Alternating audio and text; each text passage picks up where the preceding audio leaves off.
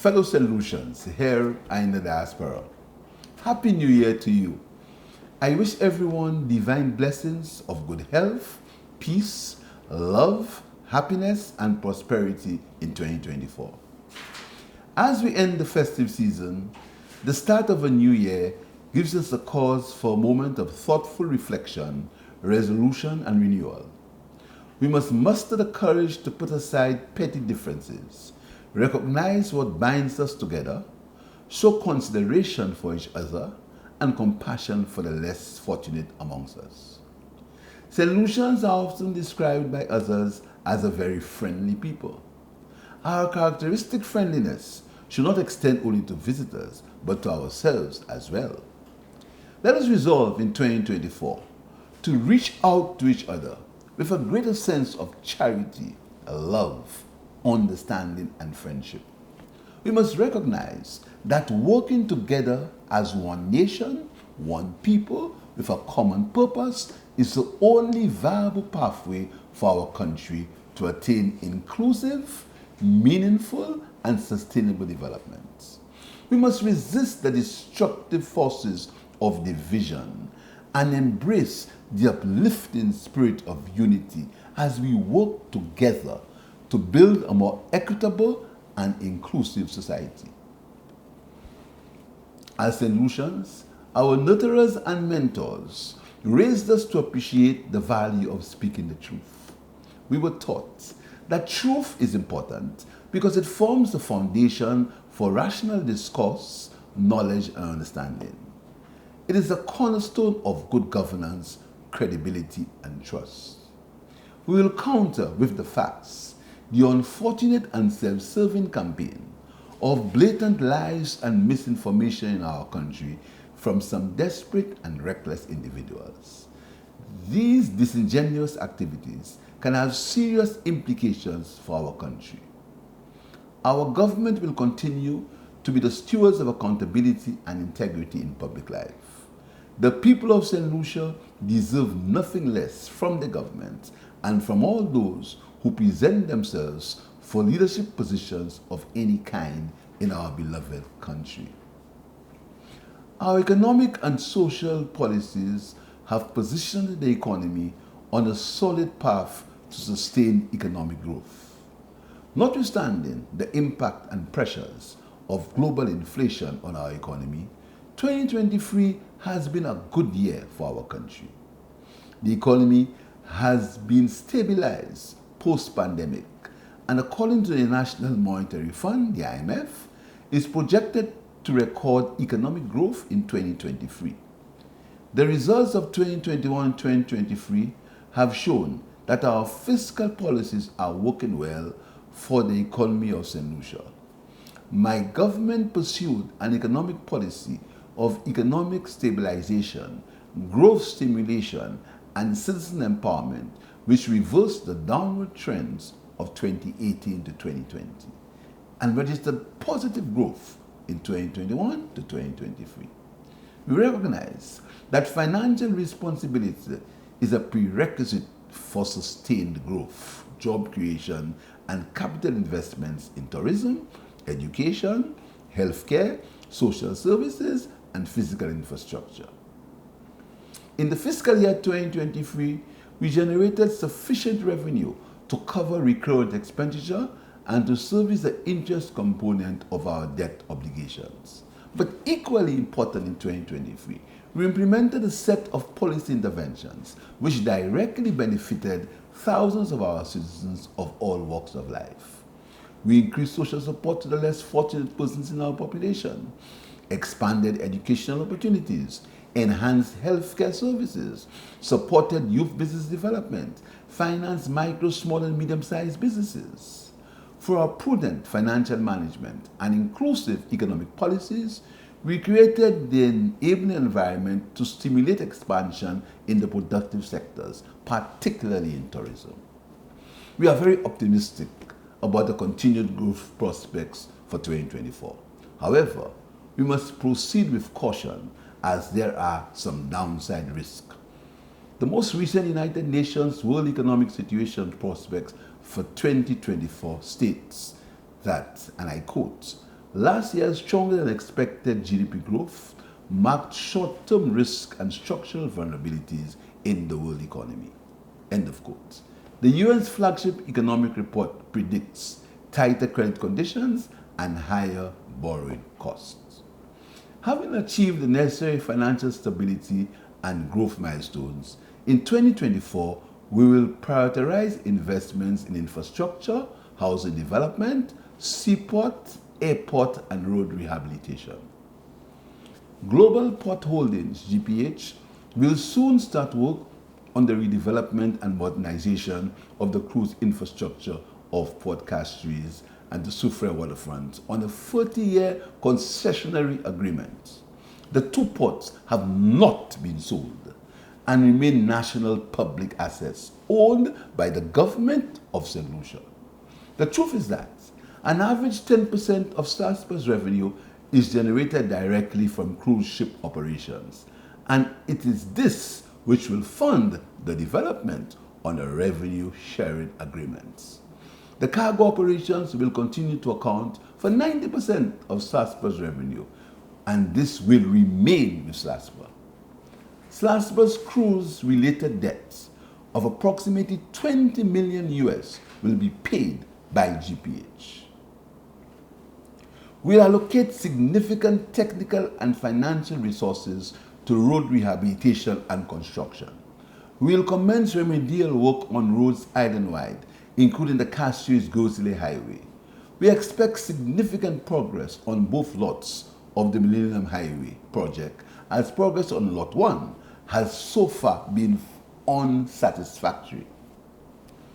We expect major private and public investments in housing development, with a special focus on providing affordable housing for low and middle income earners, while paying special attention to public servants. We'll start construction of the Hiranora International Airport Terminal building in a responsible manner.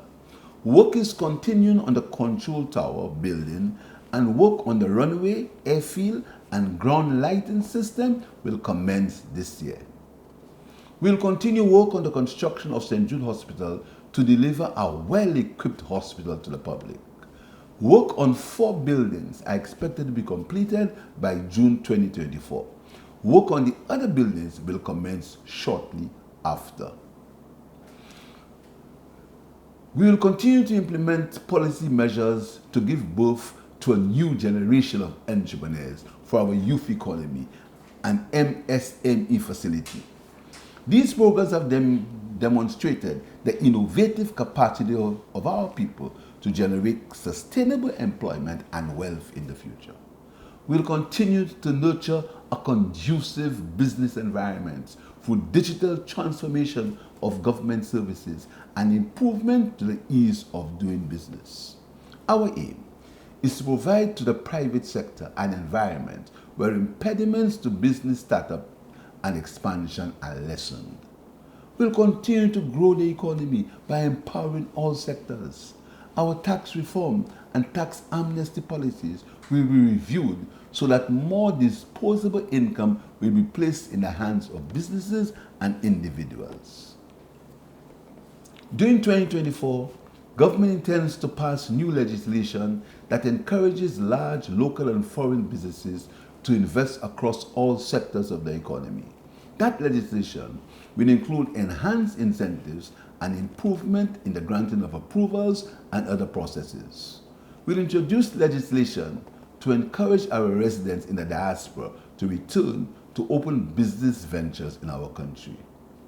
The pressing social needs of our population will still remain a priority as we continue to pursue people-centered policies to ensure that no one is left behind in our developmental trusts. We'll continue to create more educational opportunities for our students. We remain deeply committed to creating opportunities for all St. Lucians to realize their full potential and to protecting the less fortunate and marginalized in our country. We are also strongly committed to preserving and protecting our national patrimony and the environment for the enjoyment of the present and future generations. The Minimum and Equal Wage Committee has submitted a draft report to the Cabinet of Ministers. We expect to have further consultations in the private sector on that report. We expect to be able to implement a livable wage for workers across sectors in St. Lucia later this year. Ensuring food and nutrition security for all citizens will continue to be an important priority for this government. We will intensify the import substitution strategy for expansion of vegetable and livestock production. New sectors like CMOS and cocoa production will be encouraged, while our exploration of opportunities in the blue economy will be enhanced. In 2023, we witnessed an alarming increase in gun-related homicides, particularly among some young males, fueled by an imported gang culture.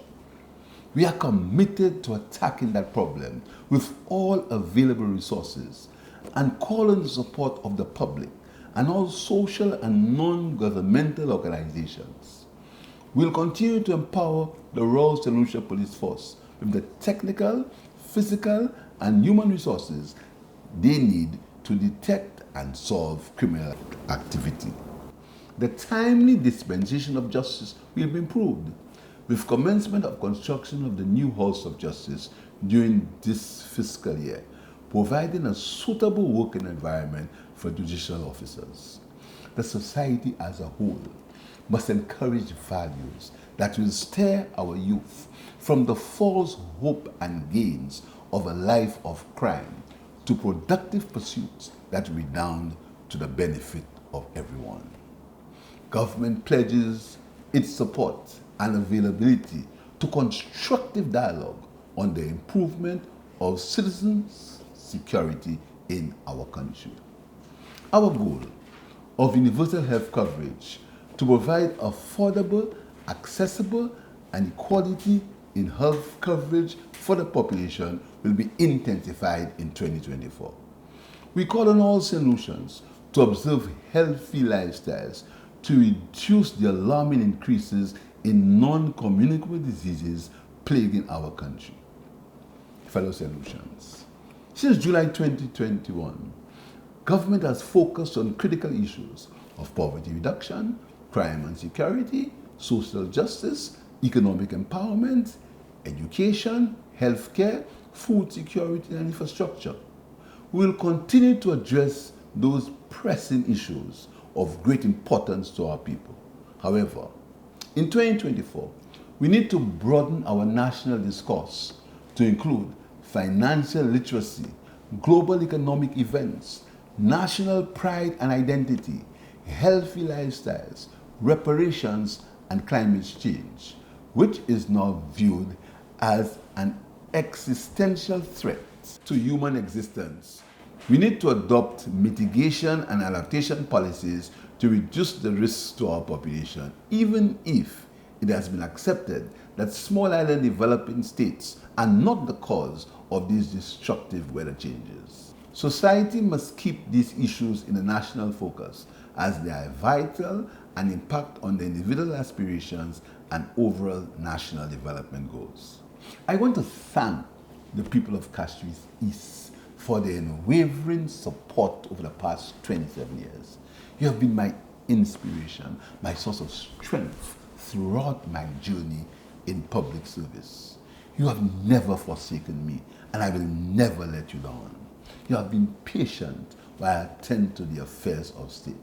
I will continue to serve and respect you. I want to thank all the people of St. Lucia, my cabinet of ministers, my family, all members of the public service, NGOs, and friendly countries for the support in 2023 as we look forward to working together in 2024. The government and people of Taiwan have continued to provide useful assistance to the people of St. Lucia, for which we are grateful.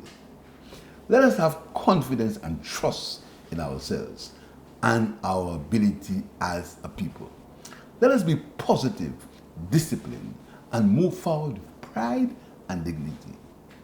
I thank you, and end with an excerpt from a poem. Ring out false pride in place and blood, the civic slander and the spite. Ring in the love of truth and rights. Ring in the common love of good. Ring out all shapes of foul disease.